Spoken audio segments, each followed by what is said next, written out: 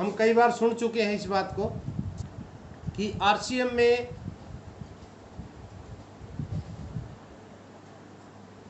दो सिस्टम तो है ही है, तीन सिस्टम भी हम कह सकते हैं। जैसा कि अगर आप आरसीएम करते हैं, आरसीएम का मतलब है मार्केटिंग करना, राइट कॉन्सेप्ट ऑफ मार्केटिंग।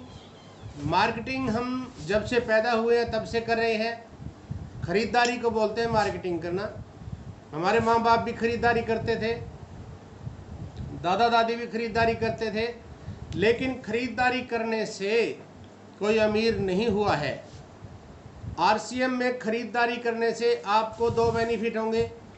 एक तो आपको 10 से 20% एमआरपी पर छूट मिलेगा, यानी कि 5,000 रुपये का सामान आपको 4,000 में मिल जाएगा। और उसके बाद अगर आपके नीचे नेटवर्क है कुछ, तो इनकम आएगी 100, 200, 500, 1000, 2000 रुपये, इससे ऊपर नहीं आएगी। ये है आरसीएम।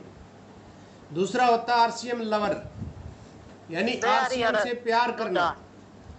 अब कुछ लोग दो तरह के लोग होते हैं। एक तो खरीदार हो गए, उनका बेनिफिट मैंने बताया। दूसरे हो गए आरसीएम से बहुत प्यार करते हैं, वो जहाँ खड़े हुए आरसीएम का हेल्थ कार्ड बहुत बढ़िया है, आरसीएम के प्रोडक्ट बहुत बढ़िया है। आरसीएम जैसे तो कोई है ही नहीं, फैक्ट्री बहुत बढ़िया कंपनी है ये तो। जहाँ खड़े होते हैं वही प्रशंसा करते हैं, बात करते हैं आरसीएम की, आरसीएम के प्रोडक्ट की प्रशंसा करते हैं।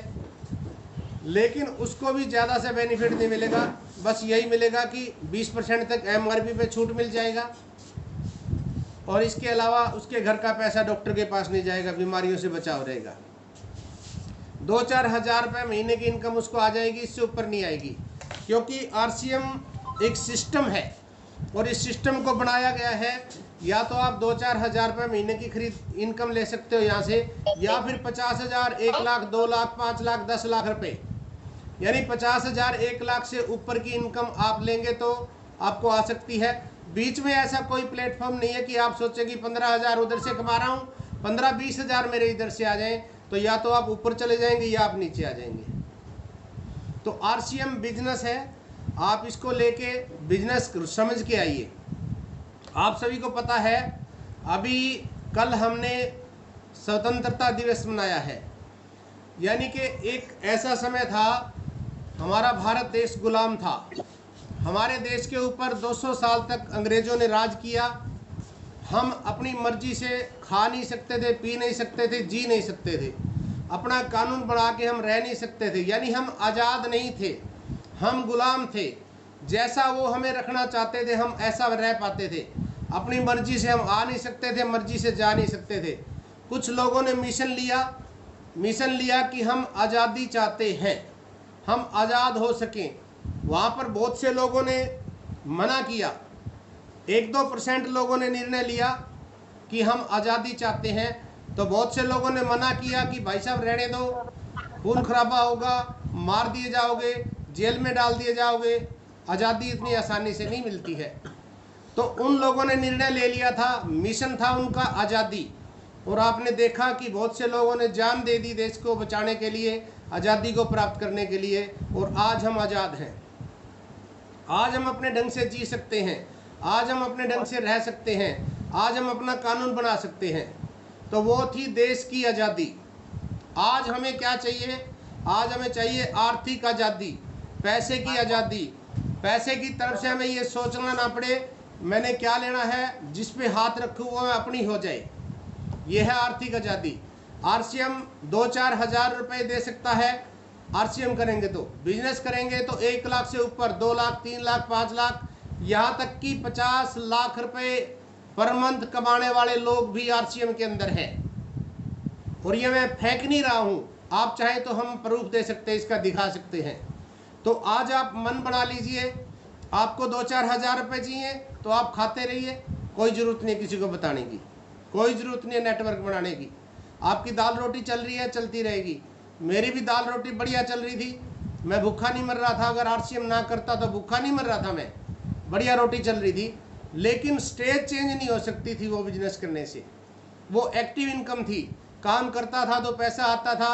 अगर ये हो जाए कि 2 दिन 4 दिन रेस्ट करना पड़े तो चिंता हो जाती थी कि कल कहाँ से आएगा। वो एक्टिव इनकम थी, और आज हमें पैसिव इनकम आ चुकी है, आने लग गई है। ये मेरा बेटा है प्रथम, इसने अभी +2 किया है और यूनिवर्सिटी में एडमिशन लिया है। मैंने इसको कह दिया कि बेटा मन लगा के पढ़ो, नॉलेज की ज़रूरत है, लेकिन हमने नौकरी नहीं करानी है। नौकरी के लिए पढ़ने की आपको आवश्यकता नहीं है, अपनी नॉलेज के लिए पढ़िए, डिग्री के लिए पढ़ो। तो मैंने इसको कह दिया, ये बात मुंह पे बैठा है, क्योंकि नौकरी के बारे में कहा जाता है कि नौकरी भूखा मरने नहीं देती है और तरक्की करने नहीं देती है। नौकरी आज देख लीजिए, आज गुलामी है। एक स्कूल के अंदर एक टीचर जाता है, 7-8 घंटे ड्यूटी देता है, फ़ोन रख लिया जाता है उसका, अपनी मर्जी से फ़ोन नहीं कर सकता वो, अपनी मर्जी से फ़ोन नहीं उठा सकता वो, फ़ोन नहीं कर सकता है। एक जॉब वाले के लिए फ़ोन उठाना मुश्किल हो जाता है, उसको डर रहता है कि कहीं मेरी नौकरी ना छूट जाए। तो आज आपको अपना एक निर्णय लेना पड़ेगा। आप बिजनेस में आए हैं तो किस लिए आए हैं, आपका विजन क्या है, आपका मिशन क्या है। अगर विजन और मिशन नहीं है तो आप कभी ज़िंदगी के अंदर कामयाब नहीं हो सकेंगे। 10, 12, 15 हज़ार कमाने हैं तो आप कुछ भी करके कमा सकते हो, कमा लीजिए, कोई बड़ी बात नहीं है। लेकिन अगर आप चाहते हैं बदलाव, आप चाहते हैं क्लास चेंज करना, आप चाहते हैं कि मेरे जाने के बाद भी मेरे बच्चों को पैसे की तरफ से तंगी ना रहे, आप चाहते हैं कि हमारे जाने के बाद भी मेरी पत्नी को ये ना सोचना पड़ेगी मैं कहाँ से कमाऊंगी, अगर आप ऐसा चाहते हैं तो फिर आपको कुछ अलग करना पड़ेगा। एक सबसे पहले करोड़पति हुए हैं दुनिया में, पहले करोड़पति हुए हैं जे पॉल गेटी। जे पॉल गेटी का नाम सुना होगा। उनसे किसी ने सवाल किया कि मुझे बताओ कि मैं अमीर होना चाहता हूँ। उन्होंने कहा अगर आप अमीर होना चाहते हैं तो आपको अमीर लोगों की संगत करनी पड़ेगी। एक नाम आपके सामने आज भी दिखाई दे रहा होगा, मुकेश अंबानी। मुकेश अंबानी के पापा जी थे धीरू भाई अंबानी।